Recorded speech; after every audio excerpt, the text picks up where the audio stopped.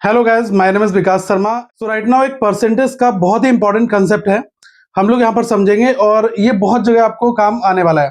तो पहले हम लोग उस प्रॉब्लम को यहाँ पर समझते हैं कि कहाँ पर इस कंसेप्ट का यूज होगा, देन मैं आपको एक्सप्लेन करूंगा कि कैसे आप बहुत जल्दी प्रॉब्लम्स को सॉल्व कर पाएंगे। अब सपोज कर लो कि आपको कोई क्वेश्चन दे दिया जाए 328 परसेंटेज ऑफ 50। तो ज्यादातर जो एस्पिरेंट है वो इस क्वेश्चन को देखकर सोचेंगे कि यार यहाँ पर कैलकुलेशन के स्टेप्स ज्यादा बड़े हैं। क्यों? क्योंकि उनका जो फोकस है वो यहाँ पर जाएगा 328% के ऊपर। लेकिन मैं आपको एक चीज बताना चाहूंगा कि मैथमेटिक्स में एक प्रॉपर्टी है x percentage of by which is equals two by percentage of x। अब ये काम कैसे कर रहा है, ध्यान से देखना। अगर x परसेंटेज ऑफ बाई है तो इसका मतलब क्या हुआ, x अपॉन 100, और ऑफ बाई है तो इंटू बाई हो जाएगा। यहां पर है बाई परसेंटेज, तो बाई परसेंटेज का मतलब कितना हो जाएगा, बाई अपॉन 100 इंटू एक्स।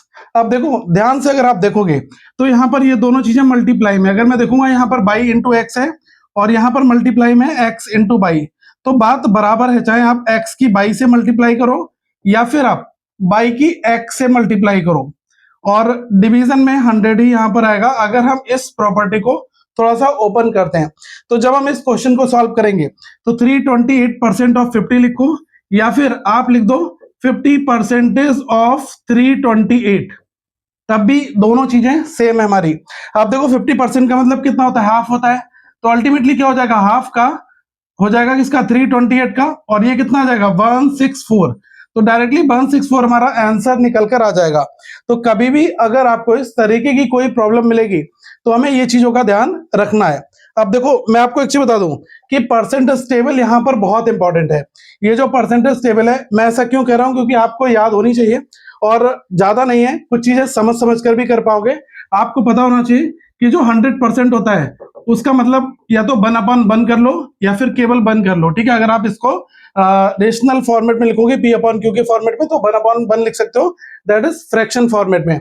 अगर मुझे यहाँ पर 50 मिल जाए तो देखो 50 परसेंटेज का मतलब कितना होता है 50, और परसेंटेज का मतलब होता है 1/100। तो ये आपका कटेगा, कितना बचेगा 1/2। तो ऐसे पूरी टेबल यहाँ पर मैंने आपके लिए एक्सप्लेन कर रखी है। 50% विच इज इक्वल टू 1/2। अगर मैं बोलूं 33.333 या फिर 33 होल 1/3 परसेंटेज, तो इसका मतलब होगा 1/3। 25% दैट इज 1/4 होता है। अगर मैं 25% की बात करूंगा, देखो अगर आप एक पाई चार्ट को समझोगे, ये सर्कल है, और अगर मैं देखूं ये 100% अपने आप में होता है, तो यहां पर 4 अलग अलग सेक्शंस हैं। तो ये आपका 25%, ये भी 25, ये भी 25, ये भी 25, तो जितने सारे सेक्शंस हैं ये 25% होंगे। तो देखो अगर आप देखोगे ये 1/4 है, ये भी 1/4 है, ये भी 1/4, और ये भी हमारा यहाँ पर 1/4 होगा। तो बस इसी चीज का हमें ध्यान रखना है। 20% की बात आएगी तो ये 1/5 हो जाएगा। ये आपका होता है 16 होल 2/3, अगर हम इसको फ्रैक्शन की फॉर्मेट में लिखते हैं। ठीक है, वैसे ये कितना होगा, ये देखो होगा 48 + 2 कितना होगा 50। तो 50/3 कहीं पर मिल जाए तो आप उसको इस फॉर्मेट में समझोगे। ये है 14 होल 2/7 परसेंटेज, ये आपका 1/7 आता है।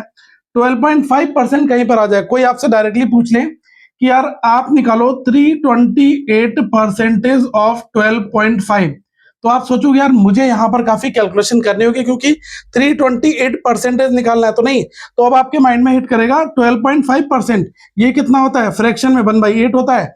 डायरेक्टली क्या करोगे, 328 की मल्टीप्लाई कर दोगे किससे, 1/8 से, और आपका आंसर यहाँ पर निकल कर आ जाएगा। तो ये कुछ छोटी छोटी ट्रिक्स हैं जिसको हमें यूटिलाइज करना है। मैं आपको कुछ प्रॉब्लम्स यहाँ पर दे रहा हूँ। देखो रैंडमली अगर आप देखोगे तो मैंने लिख दिया 48% ऑफ 20, तो मुझे यहाँ पर क्या करना है 20% ऑफ 48 करना है। तो मैं क्विकली इसको सॉल्व कर लूंगा।